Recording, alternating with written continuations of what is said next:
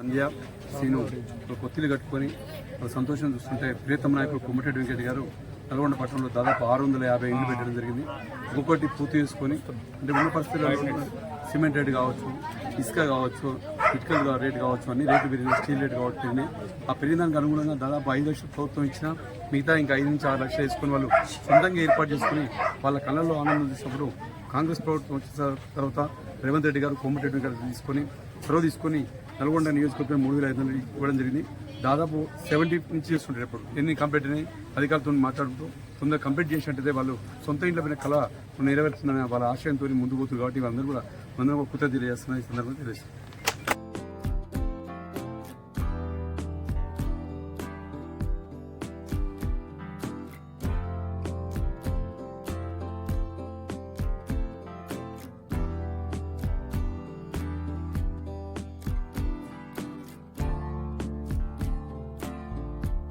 మూడో division corporator Janaki Mohan Reddy గారు ఈరోజు ఇక్కడ హస్తం శ్రీను సంధ్య ఇందిరమ్మ ఇల్లు గృహప్రవేశానికి వచ్చినందుకు వారికి 34వ వార్డు కార్పొరేటర్ తరఫున వారికి ప్రత్యేకమైనటువంటి ధన్యవాదాలు తెలియజేస్తున్నాం.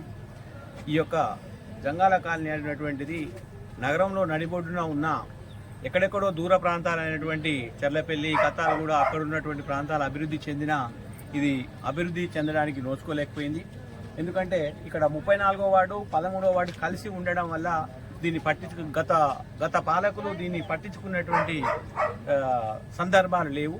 దీన్ని ప్రత్యేకంగా మేము గుర్తించి, నేను మోహన్ రెడ్డి గారు దీన్ని గుర్తించి ఇక్కడ 8 నుంచి 9 ఇందిరమ్మ ఇళ్లను ప్రత్యేకంగా చొరవ తీసుకొని ఎంఆర్ఓ ఆఫీస్ గారికి తిరిగి ప్రతి వాళ్ళకి ఇక్కడ వీళ్లకు శాంక్షన్ చేయించడం జరిగింది. వారు కూడా త్వరగా ఈ ఇళ్లను పూర్తి చేసుకోవడం జరుగుతుంది. దీనికి తోడు 13వ వార్డు కౌన్సిలర్గా పోటీలో అభ్యర్థి ఉన్నటువంటి జానకి మోహన్ రెడ్డి గారు అప్పుడు వెంటనే ఎలక్షన్ల కంటే ముందే కొబ్బరికాయ కొట్టి ఇక్కడ ఉన్నటువంటి రోడ్లకు అండర్ గ్రౌండ్ డ్రైనేజీ, ఇళ్ల మీద ఉన్నటువంటి తీగలు తీపించడం జరిగింది. అదేవిధంగా ఇప్పుడు కూడా కార్పొరేటర్ గెలిచిన తర్వాత ప్రతిక్షణం అనుక్షణం వెంకటరెడ్డి గారి ఆధ్వర్యంలో ప్రతినిత్యం ఈ కాలనీలో ఉన్నటువంటి డెవలప్మెంట్ ఏమేమి జరుగుతుంది అనేటువంటిది ప్రత్యేకంగా మోహన్ రెడ్డి గారు జానకి మోహన్ రెడ్డి గారు పరిశీలిస్తున్నారు. కాంగ్రెస్ ప్రభుత్వానికి కృతజ్ఞతలు తెలియజేస్తున్నాం. వెంకటరెడ్డి సార్ మాకు నల్గొండలో మాకు ఇందిరమ్మ ఇల్లు సహాయం చేసినందుకు సార్ కూడా మా హృదయపూర్వక కృతజ్ఞతలు తెలియజేస్తున్నాం.